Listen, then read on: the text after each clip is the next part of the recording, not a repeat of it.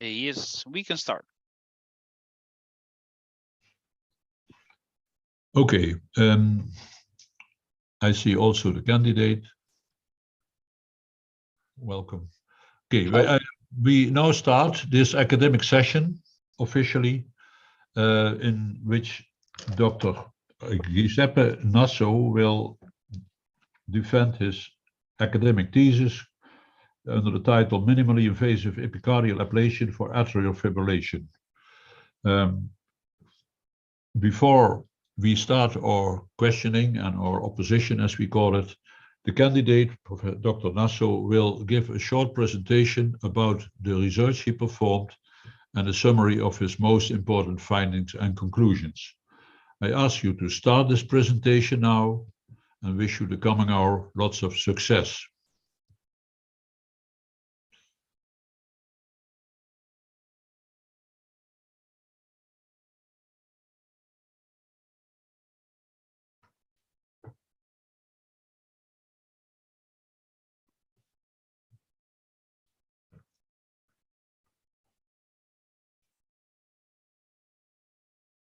Good afternoon. Are you able to hear me? So I start. Yes, you can start. Thanks. Distinguished prorector, distinguished member of the assessment committee, and distinguished member of the Corona, dear family, dear friends, dear colleagues. In the next 15 minutes, I will shortly present the results of my research project concerning minimally invasive epicardial ablation for atrial fibrillation, from unipolar to hybrid bipolar treatment with a new treatment line. Atrial fibrillation is the most common supraventricular arrhythmia with uncoordinated atrial electrical activation and followed ineffective atrial contraction. Electrocardiographic characteristics are irregular RR intervals, the absence of distinct repeating P waves, and finally, irregular atrial activation. The prevalence of this arrhythmia is about 2 to 4%, with an increasing incidence in the last 10 years. And this is probably due by increasing age of population and probably by diagnostic techniques.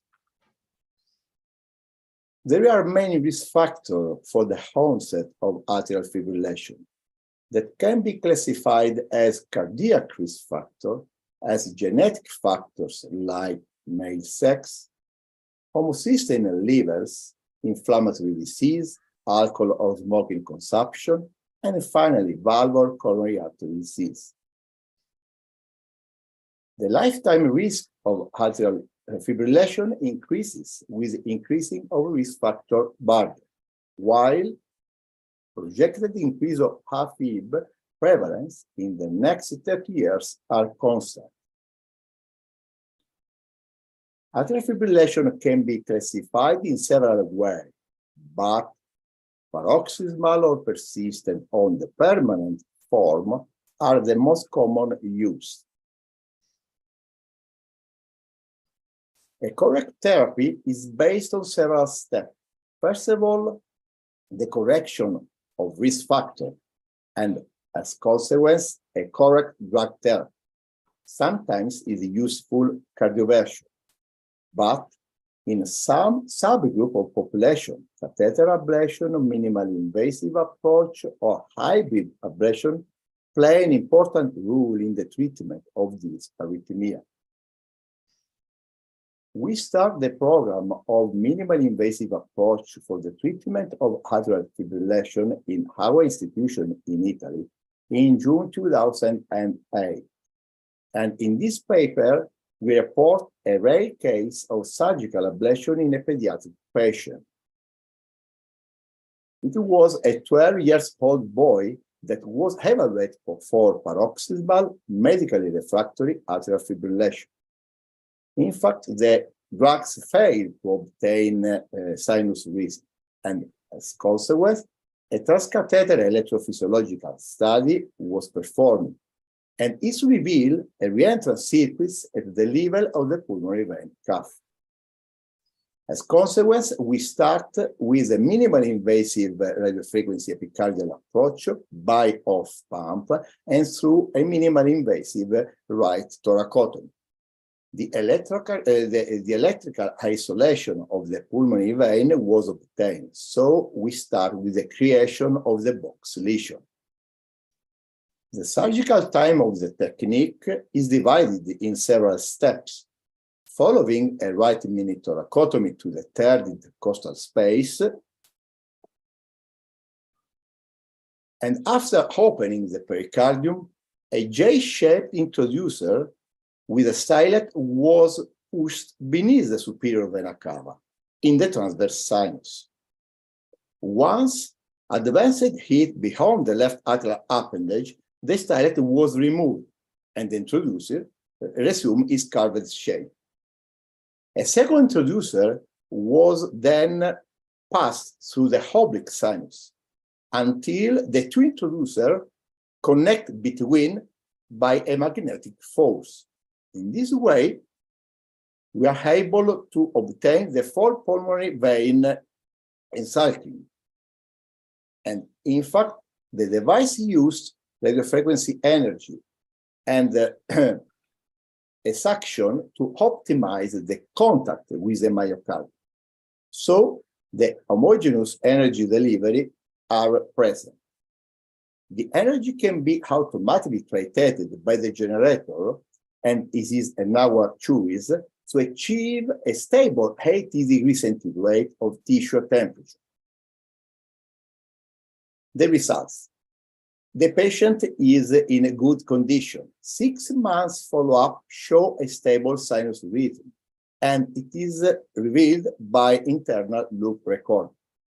Drug washout was obtained, except for aspirin. In fact, we stopped the antiarrhythms and anticoagulation therapy after 3 months. The patient is asymptomatic. He returned to his activities. No heart block was detected, and in particular, there's been no evidence of stenosis of the pulmonary vein. In this series, we evaluate the long-term results of epicardial ablation for isolated atrial fibrillation. We treated 104 patients and were enrolled in this investigation. A right 3/4 centimeters mini thoracotomy was done, and the patient were followed up for an average of 17 months. In Table 1 are described the baseline characteristics of the patient population, and as visible, minimally invasive approach is a first-line treatment in our series in over than 70% of the patients. The study endpoints were 1-year clinical results, the left atrial transport fraction at 1 year, and obviously the factors associated with recurrence of atrial fibrillation. There was no in-hospital mortality, and no cardiac mortality was noted during follow-up. The operative morbidity was less than 3%, while half of the patients were free from antiarrhythmic drugs, and 40% of these are free from anticoagulation therapy too. At multivariate analysis, persisting form of atrial fibrillation and left atrial dimension are independent risk factors for late recurrence. Long-term outcome revelate that there was an event-free survival a little less than 90%, with a significant difference between paroxysmal form, as you can see, over than 90% event-free, if compared with persistent form, 80%. And at the same time, also enlarged left atrium was detected as an independent risk factor for failure of ablation. Now we evaluate in the same pool of population, 104 patients, the homocysteine plasma level and recurrence of atrial fibrillation. Patients with homocysteine more than 16 micromole per liter have major risk to develop atrial fibrillation recurrence. And in fact, 9 patients out of 28 in high-level group, this one, versus 2 patients out of 76 in low-level group developed atrial fibrillation during follow-up, with the P really strong. In this new series of over than 100 patients, a new device called co-evolution was used. With this series, the bipolar era for minimal invasive approach treatment started. Actually, we believe that this is one of the largest bipolar series. And as shows in table 2, the procedure is safe. In fact, we have only 2%, a little less than 2% of cardiac complication. The median follow-up of 2 years was obtained in over than 90% of the patients. And you can see in the curve, the event-free survival was a little less than 80%. In paroxysmal group, event-free survival was 80% and do not differ to persistent group. This point is really interesting. In fact, if we consider this data and if we compare it with the previous series, now we have no significant difference, while in the previous series there was a very strong significant difference. While at the same time, the enlarged left atrium remained an independent risk factor for recurrence of atrial fibrillation. In this report, we described about 2 years ago, for the first time in literature, the epicardial ablation of the Bachmann bundle with cobra fusion probe. We know that the Bachmann's bundle is a cardiac structure that plays an important role in the genesis of atrial fibrillation. Each ablation, the ideal ablation line, goes from the left to the right atrial appendage. Okay? Behind the non-coronary aortic sinus. The operative steps are similar to the previous series. In fact, the operation starts by performing the conventional box lesion. This one. And only after that, it is enough to introduce the magnetic tip below the ascending aorta and above the roof of the left atrium until to the left atrial appendage is passed to obtain the BB ablation in this way. Interesting, no further dissection is required. With this technique, we treated 30 consecutive patients. We noted that we have no bleeding, no conversion to sternotomy, no patient died, and interesting, at follow-up done at 1 year, 87% of the population were free from atrial fibrillation. Now, we describe a 2-arm not randomized study to evaluate 60 consecutive persistent atrial fibrillation patients undergoing to hybrid ablation. In 30 of these Bachmann bundle group, the Bachmann line was ablated, while in the control group, the same number, Bachmann bundle was not treated. This 2-staged hybrid ablation was successfully completed in all the patients. And as present in the figure, 1 year freedom from atrial arrhythmias, the recurrence rate was over than 90% in the Bachmann bundle group, if compared with the other group, less than 80%, with a very strong p-value. At procedure completion, all the patients in BB group, compared with half of the patients in the other group, had a spontaneous cardioversion, while no significant difference in quality of life or complication rates were observed.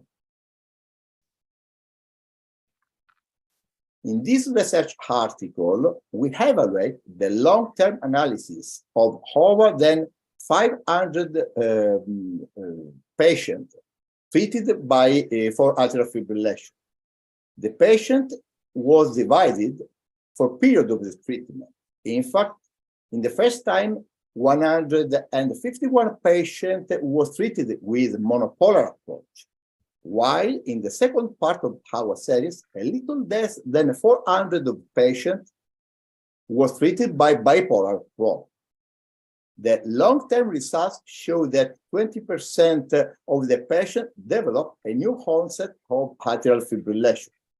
But in particular, at the multivariate analysis, there is a demonstration that recurrence of atrial fibrillation is strongly correlated with impaired left ventricular ejection fraction, with a worsening of European Heart Rhythm Association symptom class, and finally, with a cognitive decline or with depression. Similar to the previous series, plus the 60 patients submitted to hybrid procedure, now we analyze all our population of more than 600 patients, in particular 609. At long-term follow-up, 74 months, the rate of recurrence between the different approach was similar, even if this one, even if a direct comparison was done until. Interesting, only hybrid approach plus Bachmann bundle isolation significantly decreased the recurrence rate of atrial fibrillation.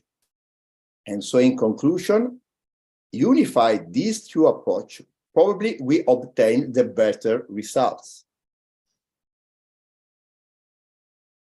In conclusion, radiofrequency ablation via right mini thoracotomy can be considered a safe and effective alternative, or in conjunction to catheter-based ablation, with very good early and long-term outcomes.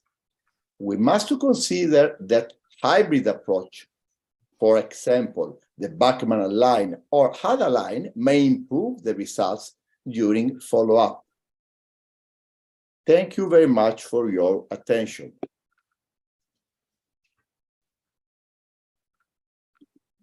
Thank you, Dr. Nasso, for this presentation, which was clear to me at least, and have heard a few new things. Thank you for that. We will see what the others found of it, and we start now the opposition. Is everybody audible? Everybody present? Dr. Nasso ready for the defense? We start with the opposition or the questioning by Professor Vernooy. He's a cardiologist at our university hospital, chairman, I think, even of that department, and he was also chairing the assessment committee of your manuscript. Professor Vernooy. Thank you, Mr. Prorector. Dear candidate, first of all, I'd like to congratulate you with this excellent manuscript. It's really nice thesis that you created. And with that, of course, I would like to also congratulate your promotion team because it was really a nice job. I haven't seen you so much in Maastricht, but nevertheless, it's our privilege that you defend, of course, in our center. And it always provides a special type of cardiac surgeon. I think those who are actually performing ablations, because as my predecessor always said, you know, a cardiac surgeon would like to see what he's doing and want to repair a valve. He wants to really make the cabbage. And with atrial fibrillation, it's always much tougher, of course. You don't see that directly what you're doing, and really time will tell you what you've done, whether that's effective, yes or no. So excellent job. But of course, I also need to ask some questions. And first question I always have is we strive for good ablation lines where the lesion is completely transmural. And I think that's one of the reasons why we as cardiologists still have a little less numbers or little less effectiveness as compared to the surgeons.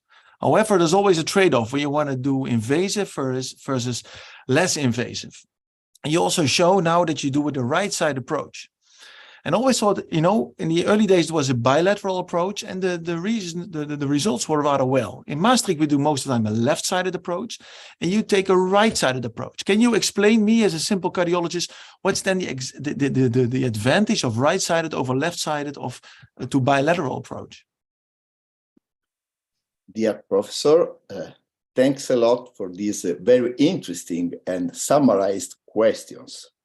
So the key of the long atrial fibrillation, in generally the epicardial atrial fibrillation treatment, is to have a balance between the invasivity of the treatment and the results of the treatment. First of all, probably surgical approach, but it's better that we take the procedure as epicardial approach. Sometimes can be more effective. So in two types of probe, we are able to obtain the transmurality. Okay. But this type of ablation must be counterbalanced by the invasivity of the surgery. We choose the right mini-thoracotomy and not the bilateral mini-thoracotomy to obtain this balancement. With the right mini-thoracotomy, we are able to do the box lesion that can be considered the basis of the line for ablation in atrial fibrillation. We must consider that box lesion is not enough to obtain a good result. Is only a part of the ablation.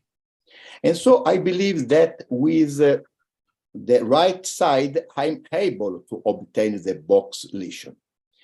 But if I may interrupt, it's why is not the bipolar clamp actually better than the box lesion at once? Because the evidence for the box lesion is still not that hard.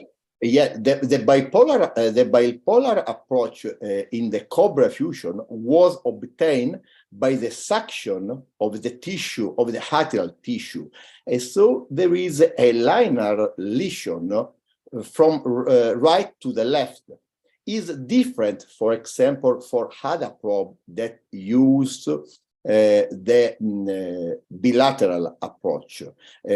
We know that bilateral approach in terms of results are very good, but the question is, the patient are able to support bilateral approach?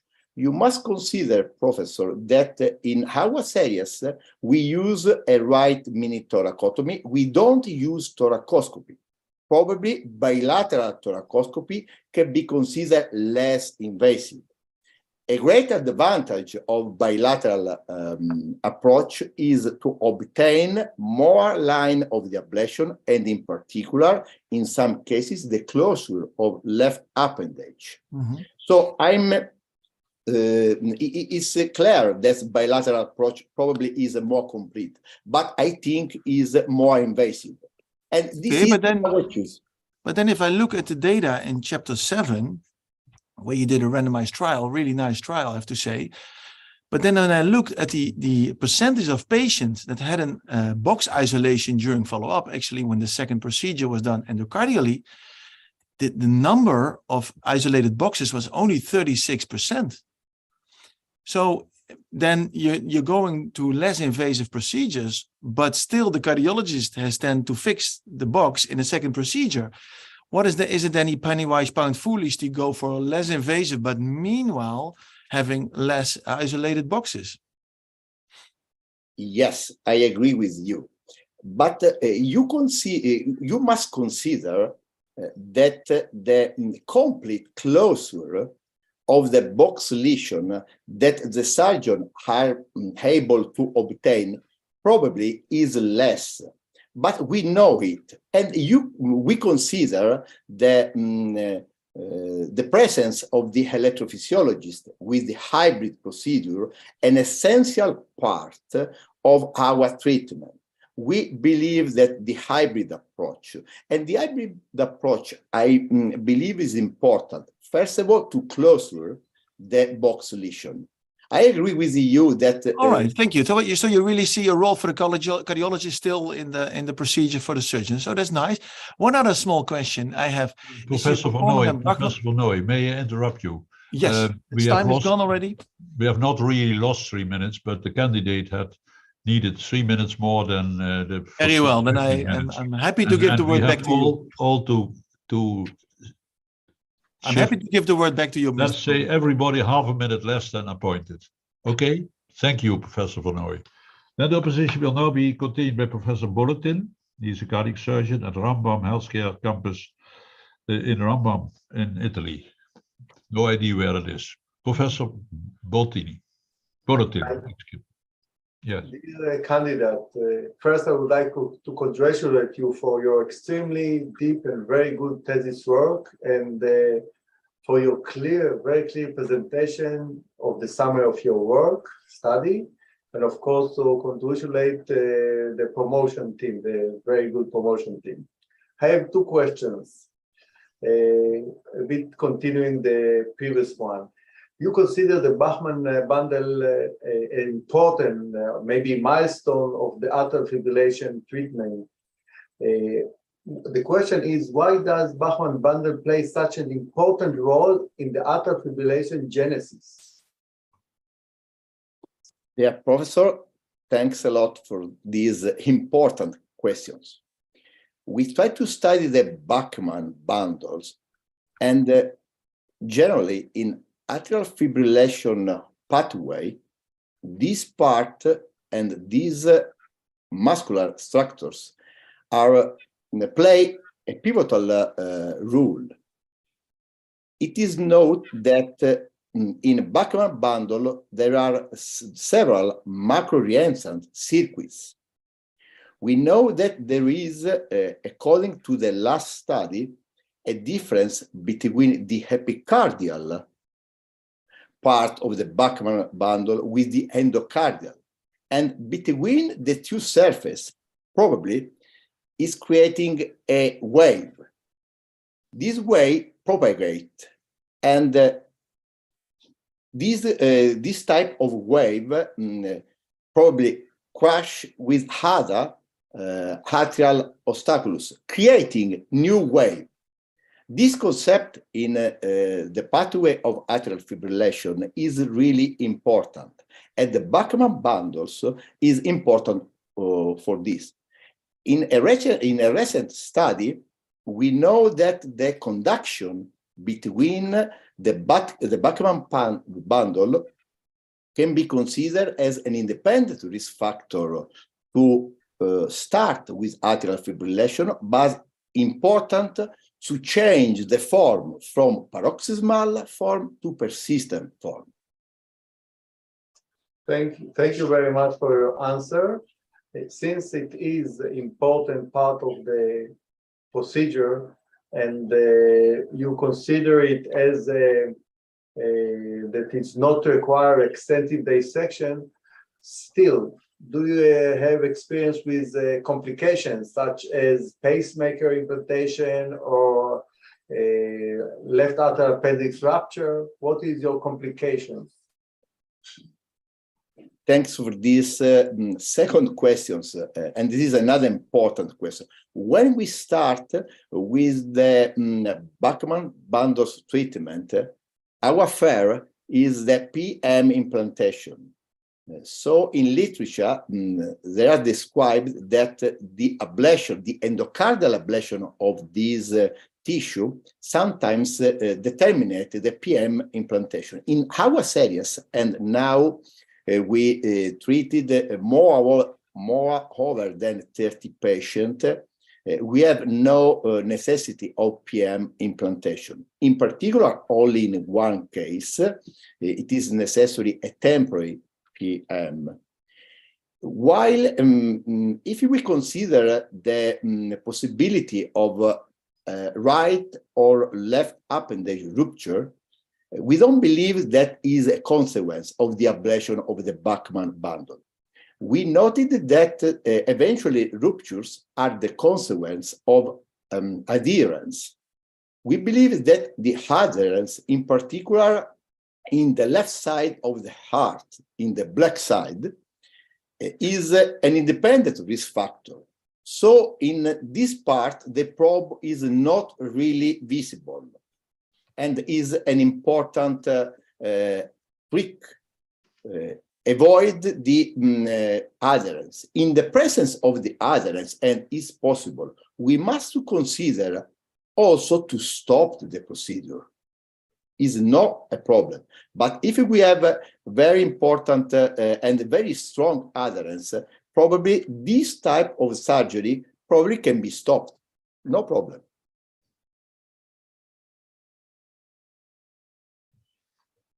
I don't hear you.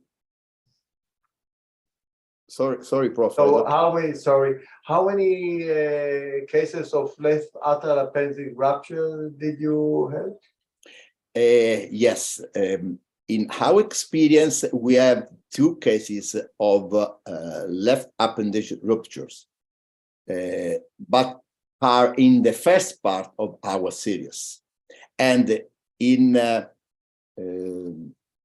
both cases, the adherence were the determinant of this complication. And in all the cases, the median sternotomy was necessary to resolve the problem. In one case, it is necessary, I remember very well, the CPB institution, the cardiopulmonary bypass, with cross-clamping. So there was a very detachment of the left atrial appendage. In another case, was enough only a median sternotomy, and by beating heart, we are able to repair it. Thank you very much, and I will give Professor Fiedler back the clip. Thank you, Professor Boletin. Then the opposition will be contained by Professor Suwalski, cardiac surgeon at the Central Clinical Hospital in Warsaw, Poland. Professor Suwalski. Thank you, Mr. Prorector.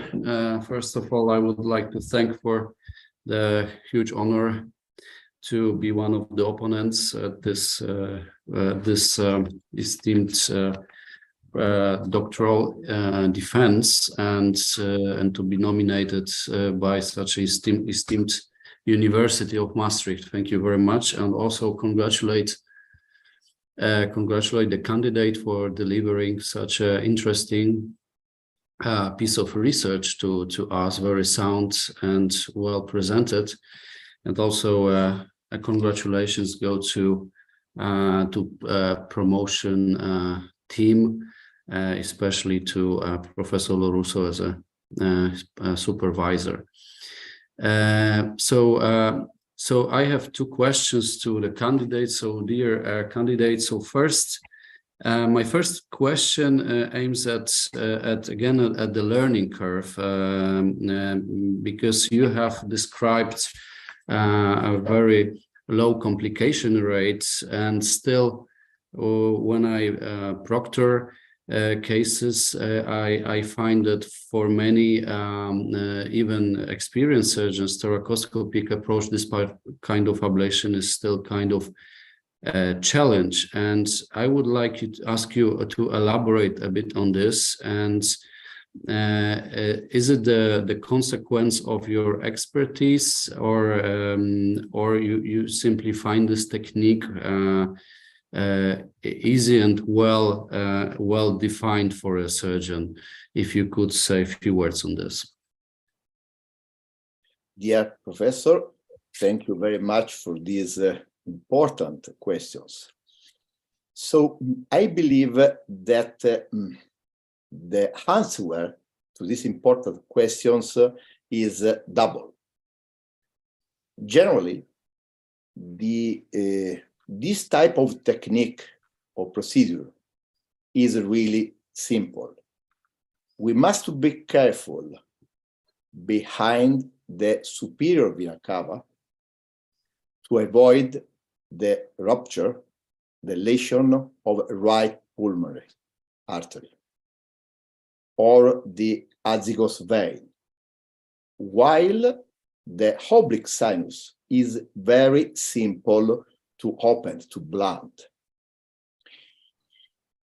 Probably when we start in 2008, the program of the long atrial fibrillation, we are confident, we are skilled. In particular, I and another surgeon in Antea Hospital, we are very confident with minimal invasive approach for the treatment of mitral repair.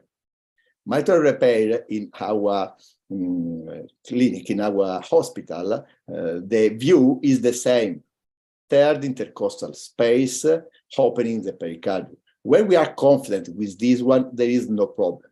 We must be careful that the twist sometimes, that the probe sometimes can twist itself. And the black part of the heart, the left part, is the more dangerous. But if we are careful to the adherence, as I already speak with Professor Bolotin, the adherence is a very problem. And sometimes the adherence we believe that are easy to rupture, but sometimes it's not true. For example, one case, we have a lesion of the ascending aorta. It's true that the patient have a little aneurysm. I remember that the aortic diameter was 45, but there is also an adherence. Okay.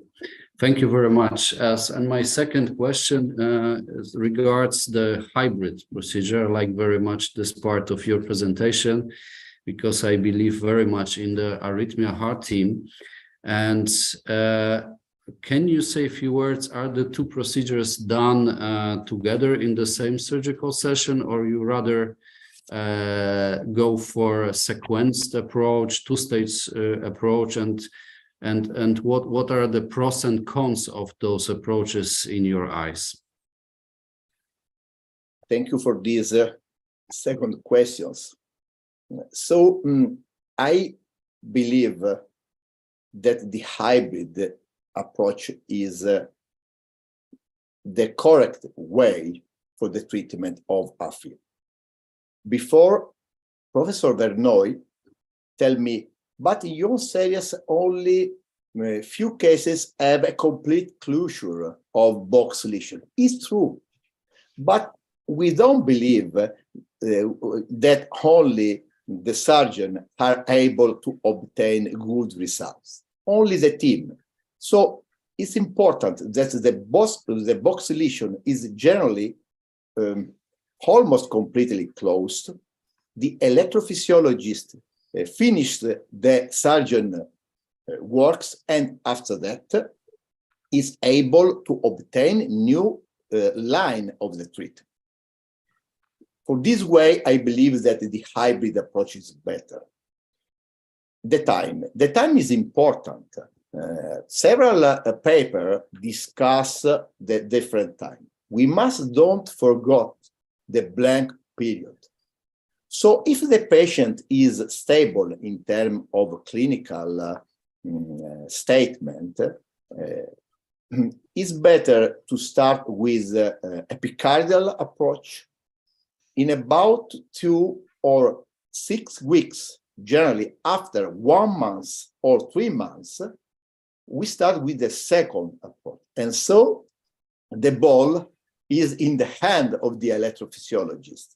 In this way, the electrophysiologist complete our works, and in particular, complete also the right treatment.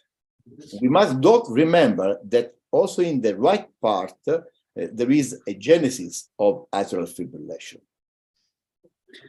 Thank you very much. I'm satisfied with those replies and give a word to Mr. Prorector. Thank you very much. Thank you, Professor Suwalski. Then the opposition will be contained by Professor Schotten. That's the last one of the people who were in the assessment committee of the manuscript. The others were not.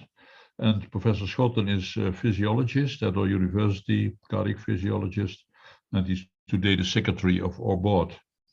Professor Schotten.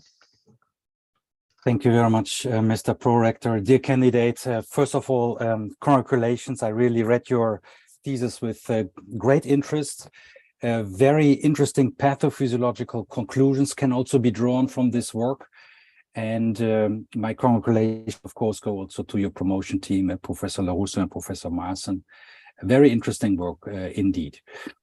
I would also like to talk together with you a little bit about the Bachmann-Bündel lesion, because I think it's very important to understand what exactly you are doing here.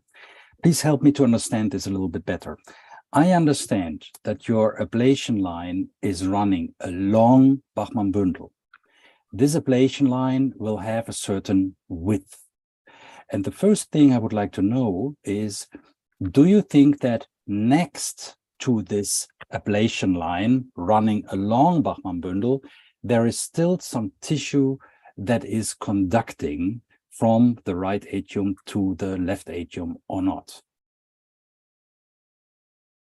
Dear Professor, thanks a lot for these very difficult questions.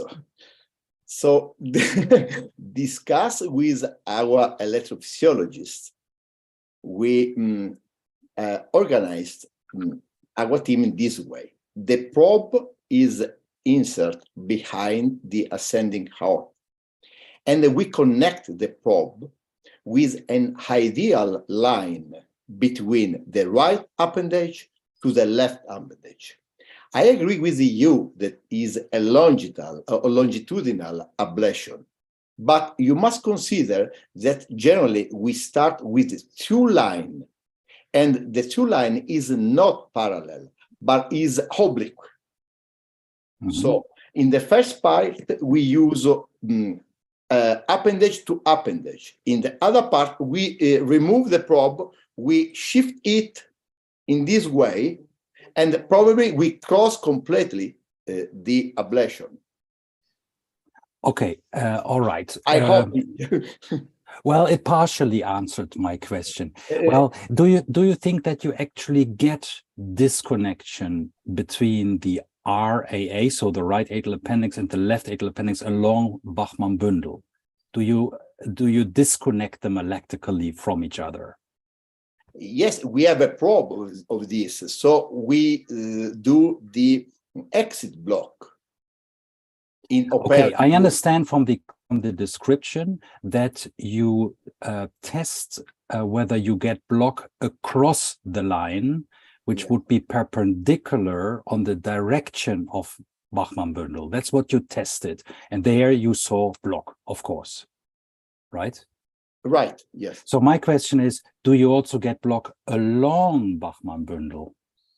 But not cross Bachmann-Bündel, you mean? Do you, on top of getting a block in the cross-sectional direction, also block along the Bachmann-Bündel? That's the question.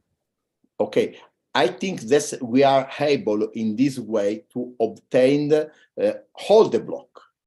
Okay, in both directions. Good. So is it part of the strategy then that you achieve this block also along Bachmann-Bündel? Is that intended, or does it just happen? I don't understand very well. The question, I asked that because... Okay. Probably I understand it. Okay. Sorry. Yes, our strategy is to obtain a complete block of the BB.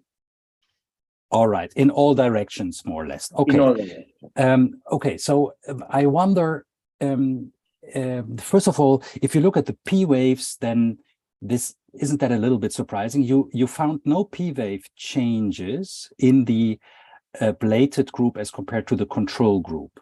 So if you would get a complete block of Bachmann-Bundel, given the important role of Bachmann-Bundel for right-left electrical connections, and I know that there are also other connections, inferior, septal, and so on, but still, if you have a block along Bachmann-Bundel, you would expect a prolongation of the p-wave.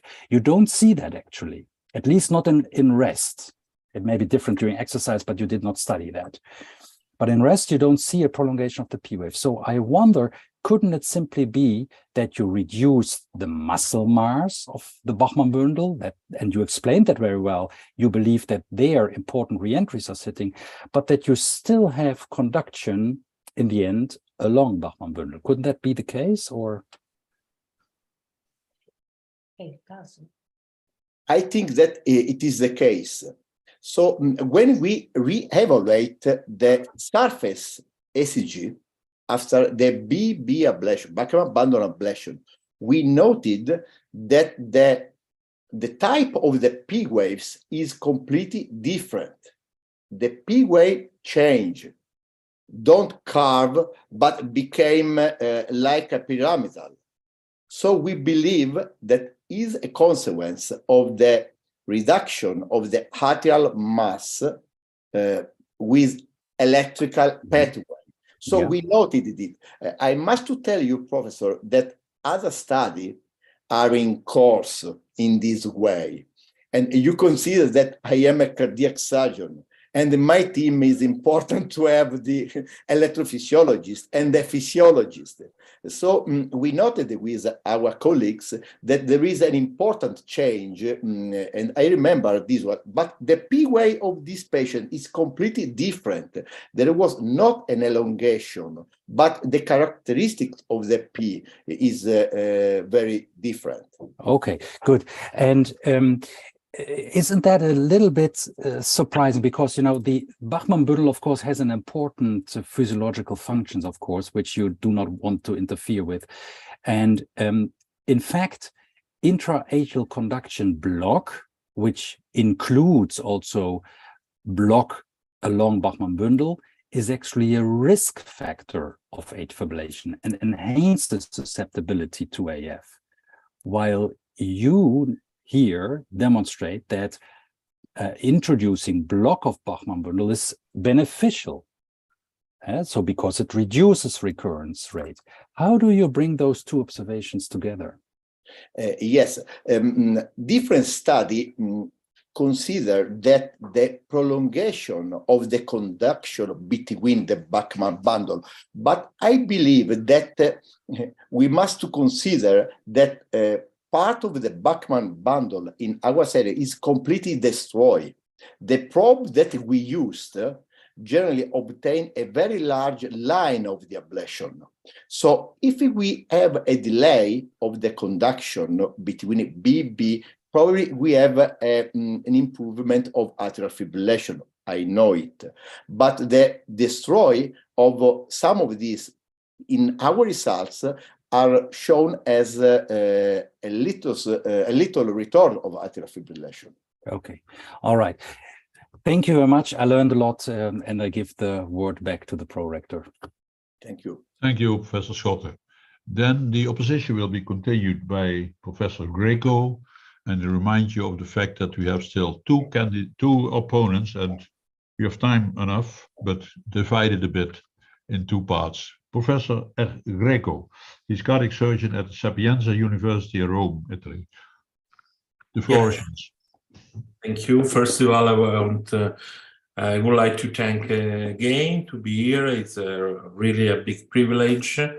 I want to congratulate with the candidate for his excellent work. And my question is a technical question. I would like to go back to the approach to the double mini thoracotomy, and especially to the thoracoscopy approach. Could you tell us something regarding this very less invasive approach difficulty, learning curve, and the risk of complication?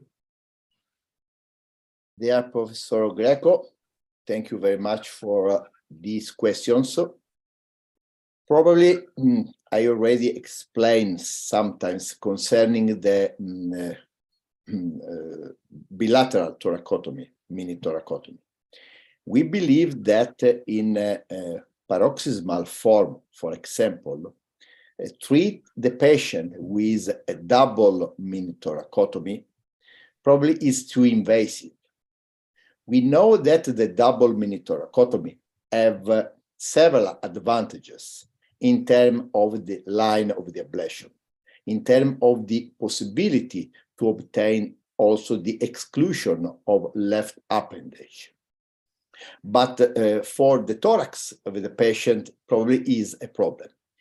We unify and we use this technique and probably unify the advantage of the only one thoracotomy, mini thoracotomy, right mini thoracotomy, with the possibility to use the bipolar approach. So we are transmurality and we are able to open only one chest space.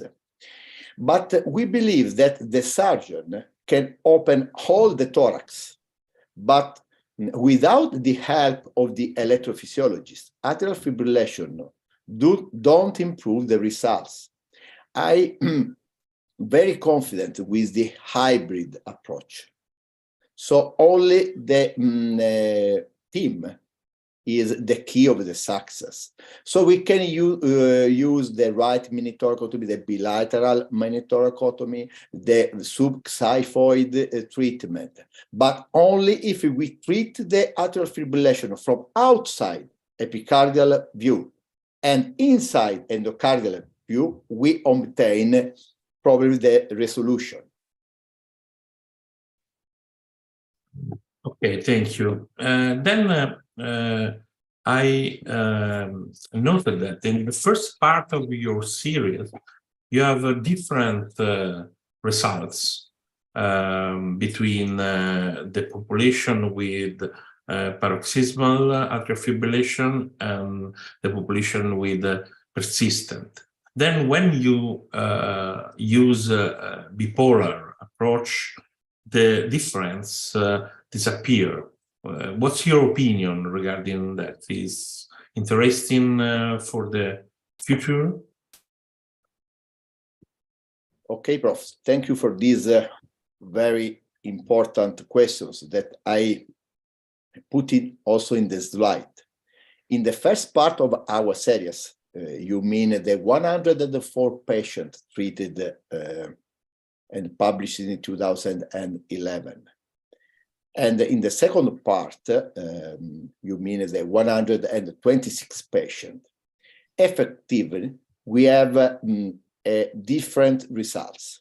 But first of all, the time of follow-up.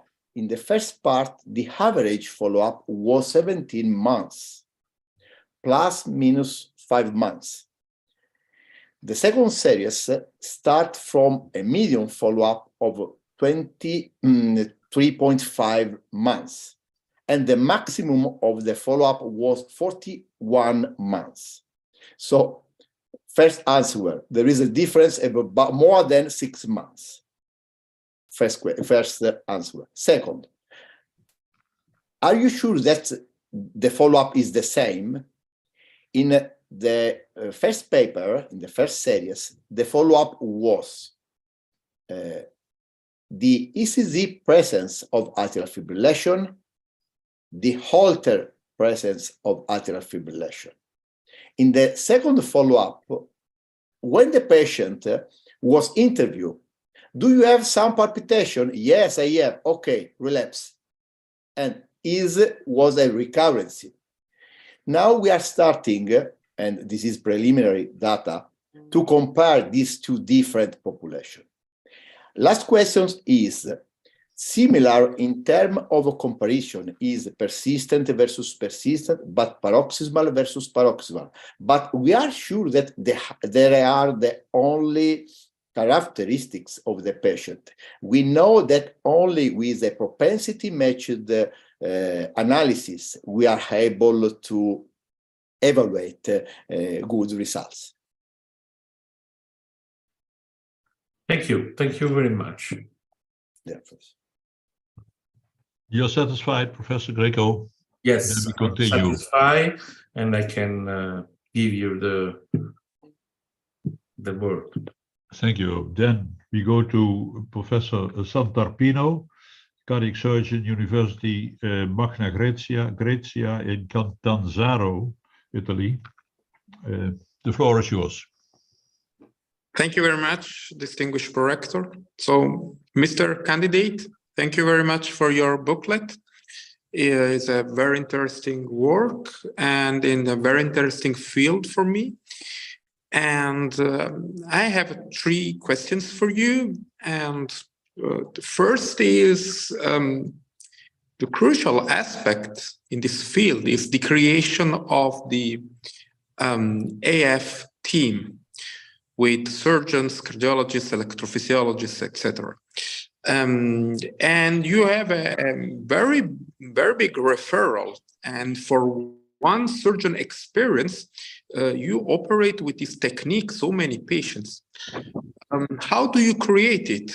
And it is for me very interesting. Please. Okay. Dear Professor, thank you for these really interesting questions.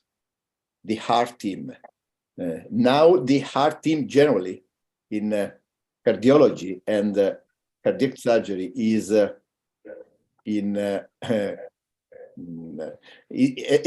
benchmark, okay? If you consider the TAVI, if you consider mitral approach, our team is necessary also for the treatment of atrial fibrillation. We must consider atrial fibrillation as a medical problem, not as an only an electrical problem. The electrophysiologists consider AFib as only a cardiology problem. On the other hand, the surgeon considers it, for its experience with concomitant approach, as a surgeon problem. Actually, the surgeon have a target stronger, but the cardiologists have a view better. Only unify this type of team, we are able to improve the results. In our hospital, the cardiac surgeon and cardiologist, and in particular electrophysiologist, are in the same team. It's obviously that the leader of the team must be an electrophysiologist. The electrophysiologist must guide the surgeon or the clinical cardiologist to obtain the best treatment. But for example, when the electrophysiologist tells to the surgeon, ablate the BB so you arrive better than me, is a good consideration. In this way started our heart team.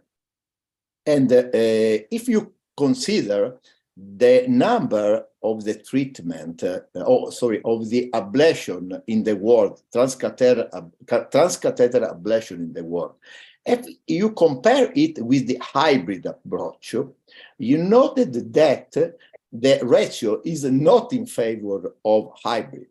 Generally, not all the electrophysiologists, but several electrophysiologists start with one catheter ablation. After that, second catheter ablation. And after that, the third catheter ablation. When failed the third probably, or the fourth catheter ablation, the purpose of the treatment of atrial fibrillation changed. Not more the rhythm control, but the purpose became the rate control. And so they change the type of the atrial fibrillation from persistent to permanent. So sometimes it's the cardiologists that don't consider the other view, the epicardial view. Okay, so to summarize, in your hospital, the team leader of the strategy is the electrophysiology. Yes. And the electrophysiologists give you this. Okay, thank you. So the second question is about the monopolar and bipolar. I read your paper, and you highlight the patient with atrial fibrillation ablation failed. But I cannot read the difference between the results with the monopolar and bipolar strategy. Do you have some preliminary results on that, or? Okay. Thanks, Prof, for these questions and preliminary new program for our team. If we evaluate the long-term results, we noted generally that the event-free between the two populations is from monopolar about 19%, bipolar is the same. But there is no... You have not heard the pedal, but she has said harassed, I suppose. But that means that you may finalize briefly your answer, and then the question, the ceremony is over. Okay. So to summarize there is not actually a direct comparison between the two series. So probably the two types of population are different. And we are starting with new studies to compare directly the monopolar population versus the bipolar population. Okay. And the propensity matching must be done. Okay, thank you. I'm satisfied. Thank you. The silent entrance of the panel meant that the possibility for the defense of your thesis is over now. The committee will withdraw, and I request you and your possible company to remain waiting for our return here, and we come back with our results of the deliberations.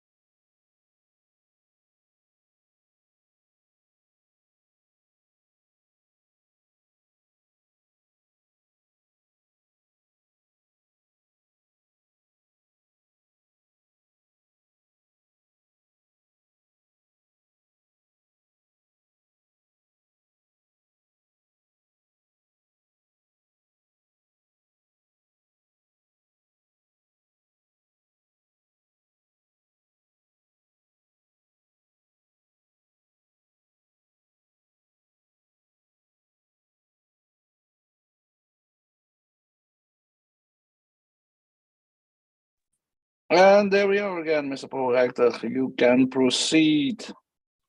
Thank you. Dear candidate, the committee has discussed the quality of your thesis and the quality of your defense. And based on its positive verdict about these two aspects, and in view of the former qualifications you already obtained academically, it has decided to grant you the doctor's title. Professor LaRusso is authorized to confer upon you this academic distinction. The floor is to your promoter, Professor LaRusso. Thank you, distinguished prorector. Dear candidate, do you promise to work in accordance with the principles of scientific integrity at all times, to be careful and honest, transparent, independent, and responsible? Do you promise? We have seen it all. Okay, Hear it. Yeah, yes, I promise it. Okay. So by the authority vested in us by law and in conformity with the decision of the committee here present online, I hereby confer upon you, Guiseppe Nasso, the degree of doctor and grant you all rights attached by custom and law. As evidence of this, you will soon receive the degree certificate signed by the rector, the secretary, and the supervisors, affixed with the official seal of the university as shown by the beadle.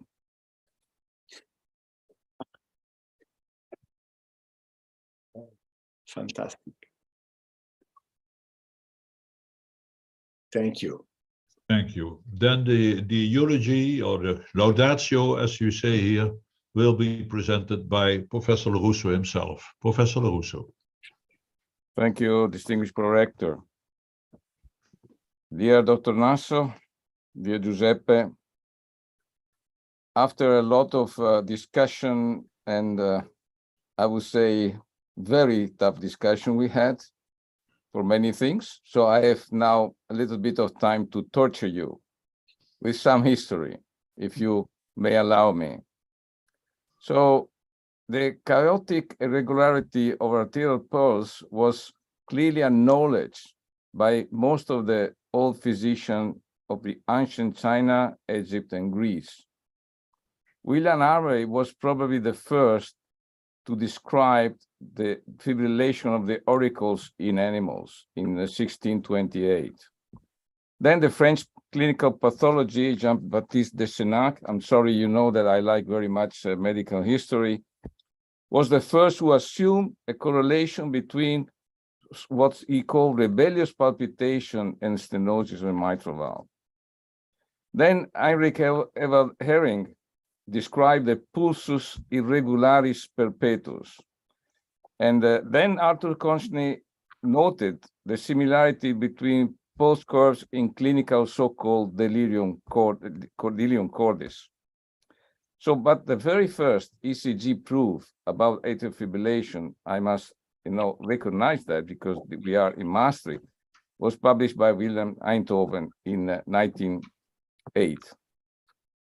Then Sir Thomas Lewis, the father of modern electrocardiography, studied, of course, all the electrocardiographical and electrophysiological characteristics of atrial fibrillation, and then has shown the famous re-entry mechanism as the genesis of the most of the forms of atrial fibrillation.